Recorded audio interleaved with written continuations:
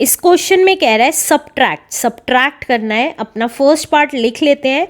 इससे पहले के क्वेश्चंस मैं ऑलरेडी अपलोड कर चुकी हूँ, अगर आपने अभी तक नहीं देखे हैं तो प्लीज़ उसको ज़रूर देख लें, तभी आपको सारी एक्सरसाइजेस समझ में आएंगी, क्योंकि हर एक चीज़ हर एक वीडियो में बताना पॉसिबल नहीं है। तो आप प्लीज़ लास्ट की वीडियो ज़रूर देखें, उसका लिंक मेरे डिस्क्रिप्शन बॉक्स में गिवन है, या आप मेरी साइट www.elearnmaths.in पे जाएं, सिंपली क्लास क्लिक करें, बुक क्लिक करें और ड्रॉप डाउन के थ्रू किसी भी चैप्टर की एक्सरसाइज का प्लेलिस्ट देख सकते हैं। तो फर्स्ट पार्ट में कह रहा है 3/4 को सब्ट्रैक्ट करना है फ्रॉम 1/3 में से। तो देखिए सब्ट्रैक्ट के केस में फ्रॉम के बाद वाली वैल्यू तो पहले लिखी जाती है, और क्योंकि सब्ट्रैक्ट करना है तो माइनस साइन लगाया जाता है, और फ्रॉम के पहले वाली वैल्यू बाद में लिखी जाती है माइनस साइन के। फिर से बता रही हूँ, सब्ट्रैक्ट के केस में बीच में माइनस साइन लगाया जाता है, और फ्रॉम के बाद वाली वैल्यू पहले, और फ्रॉम के पहले वाली वैल्यू बाद में लिखी जाती है माइनस साइन के। अब उसके बाद सेकंड स्टेप होता है कि हम उसका डिनोमिनेटर चेक करते हैं कि सेम है कि नहीं है। अगर डिफरेंट है और कुछ कॉमन निकल रहा है तो एलसीएम लेते हैं। अब क्योंकि यहाँ कुछ कॉमन नहीं निकल रहा है तो हम डायरेक्टली मल्टीप्लाई कर देंगे। तो 3 4 12 होता है, तो 12 आ गया। अब बाकी सेम चीज़ चलेगी। अब 1 एज इट इज़ हो जाएगा, और जब हम डायरेक्टली मल्टीप्लाई करते हैं तो मैंने आपको बताया था इसकी मल्टीप्लाई इसके साथ और इसकी मल्टीप्लाई इसके साथ कर देते हैं। तो 1 की मल्टीप्लाई 4 के साथ और 3 की मल्टीप्लाई 3 के साथ। अब ब्रैकेट ओपन कर लिया तो कितना आ गया, 4 1 4 माइनस 3 3 9/12। अब एक वैल्यू प्लस की है, एक वैल्यू माइनस की है, आपस में सब्ट्रैक्ट हो गई और साइन बड़ी वाली वैल्यू का लग गया (12). तो -5/12 is the answer. Let's do second part now. Second part में कह रहा है -5/6 को सब्ट्रैक्ट करना है फ्रॉम 1/3 में से। तो देखिए फ्रॉम के बाद वाली वैल्यू तो पहले आ गई, माइनस का साइन लग गया क्योंकि सब्ट्रैक्ट करना था, और किसे सब्ट्रैक्ट करना था, साइन के साथ लिखेंगे अब ब्रैकेट में वैल्यू, क्योंकि 2 साइन हो जाते हैं तो हम क्या लगा देते हैं, ब्रैकेट लगा देते हैं। अब इसे सॉल्व कर लेंगे ब्रैकेट ओपन करके, तो 1/3 एज इट इज़।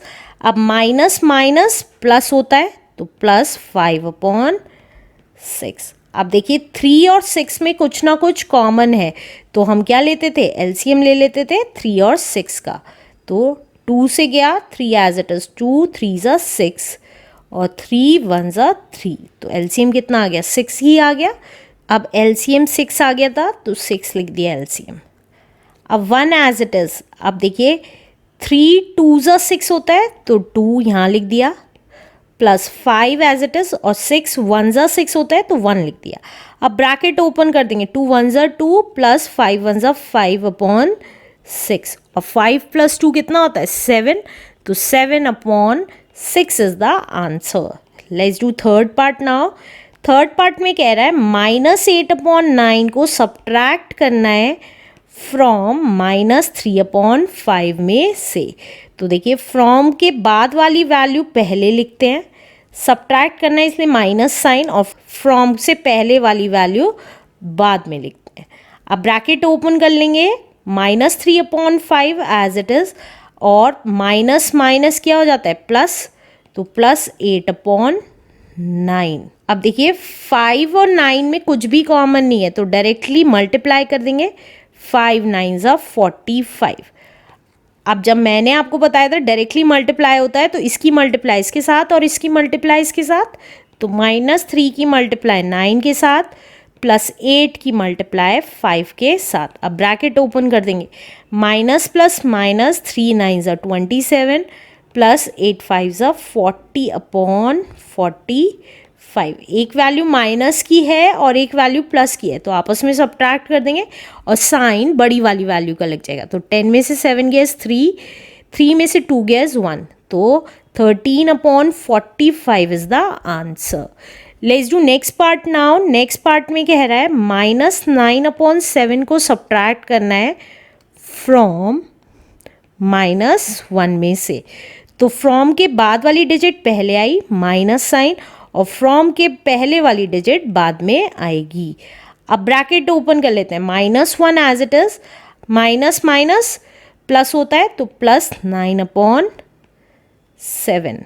तो अब 1 के नीचे कुछ नहीं है तो 1 ही लिख देंगे। अब 1 और 7 में कुछ भी कॉमन नहीं है तो डायरेक्टली मल्टीप्लाई कर देंगे, तो 7 1 ज़ा 7। अब जब डायरेक्टली मल्टीप्लाई करते हैं तो इसकी मल्टीप्लाई इसके साथ और इसकी मल्टीप्लाई इसके साथ, तो यहाँ 7 आ गया +9 × 1। ब्रैकेट ओपन कर देंगे, माइनस प्लस माइनस 7 1 ज़ा 7 +9 1 ज़ा 9/7। जब एक वैल्यू माइनस और एक वैल्यू प्लस की होती है तो आपस में सब्ट्रैक्ट हो जाता है, साइन बड़ी वाली वैल्यू का लग जाएगा, तो 2/7 is the answer. Let's do next part now. Next part में कह रहा है -18/11 को सब्ट्रैक्ट करना है फ्रॉम 1 से। तो कैसे करेंगे, देखिए 1 एज इट इज, उसमें से सब्ट्रैक्ट करना है -18/11 को। अब ब्रैकेट ओपन कर देंगे, 1 माइनस माइनस प्लस 18/11। अब 1 के नीचे कुछ नहीं है तो 1 ही लिख देंगे। अब एलसीएम ले लेंगे इन दोनों का, अब कुछ भी कॉमन नहीं है, डायरेक्टली मल्टीप्लाई कर दिया, 11 1 ज़ा 11। और जब डायरेक्टली मल्टीप्लाई करेंगे तो 1 में 11 की मल्टीप्लाई होगी और 18 में 1 की मल्टीप्लाई। अब ब्रैकेट ओपन किया, 11 1 ज़ा 11, 18 1 ज़ा 18/11 और ऐड करके आ गया 29/11 is the answer. Let's do next part now. Next part में कह रहा है -13/9 को सब्ट्रैक्ट करना है फ्रॉम 0 में से। तो कैसे करेंगे, देखिए फ्रॉम के बाद वाली डिजिट पहले, माइनस साइन, माइनस करना है 13/9 को। तो ब्रैकेट ओपन कर देंगे, 0 as it is, minus minus plus 13/9। और हमने प्रॉपर्टी सीखी थी फर्स्ट चैप्टर में कि 0 को किसी भी नंबर से ऐड करें तो वही नंबर आंसर आ जाता है, तो 13/9 is the answer. Let's do next part now. Next part में कह रहा है -32/13 को सब्ट्रैक्ट करना है फ्रॉम -6/5 से। तो कैसे करेंगे, देखिए फ्रॉम के बाद वाली डिजिट पहले लिख ली, माइनस करना है तो माइनस लगा दिया, फ्रॉम से पहले वाली डिजिट बाद में लिख ली। अब ब्रैकेट ओपन कर लेंगे तो -6/5 एज इट इज़ और माइनस माइनस प्लस 32/13 आ गया।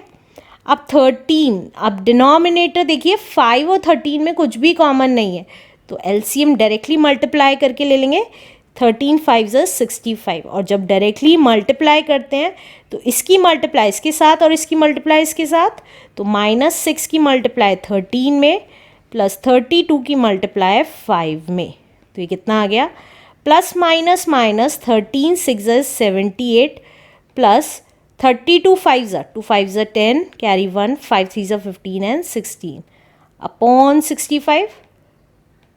तो जब एक वैल्यू प्लस और एक वैल्यू माइनस की होती है तो आपस में सब्ट्रैक्ट कर देते हैं और साइन बड़ी वाली वैल्यू का लग जाता है।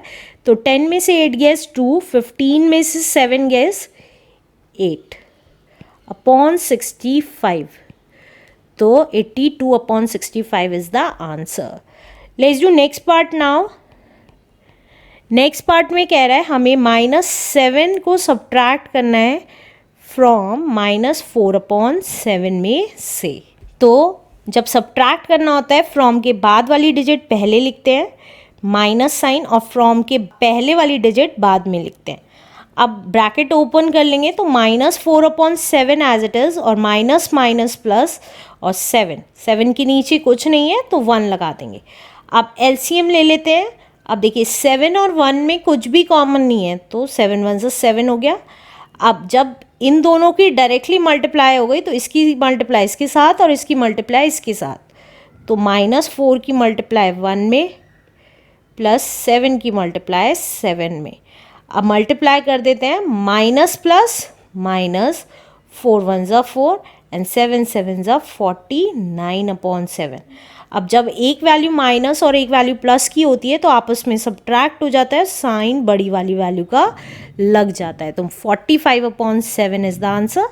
Let's do next part now. Next part में कह रहा है हमें 5/9 को सब्ट्रैक्ट करना है फ्रॉम -2/3 में से। तो कैसे करेंगे, देखिए -2/3 फ्रॉम के बाद वाली डिजिट पहले और माइनस साइन और 5/9 बाद में लिख देंगे। अब देखिए 3 और 9 में कुछ ना कुछ कॉमन है, तो हम क्या करेंगे, एलसीएम ले लेंगे 3 और 9 का। तो 3 1 ज़ा 3, 3 3 ज़ा 9 और 3 1 ज़ा 3, तो एलसीएम कितना आ गया, 3 3 ज़ा 9 आ गया। अब -2 एज इट इज़, तो देखिए 3 3 ज़ा 9, तो 3 आ गया। -5 एज इट इज़, 9 1 ज़ा 9। अब मल्टीप्लाई कर देते हैं, माइनस प्लस माइनस, 2 3 ज़ा 6 -5/9, तो ये कितना आ गया, -11/9। दोनों वैल्यू माइनस की थी, आपस में ऐड हो गई और साइन माइनस का लग गया, तो -11/9 इज द आंसर।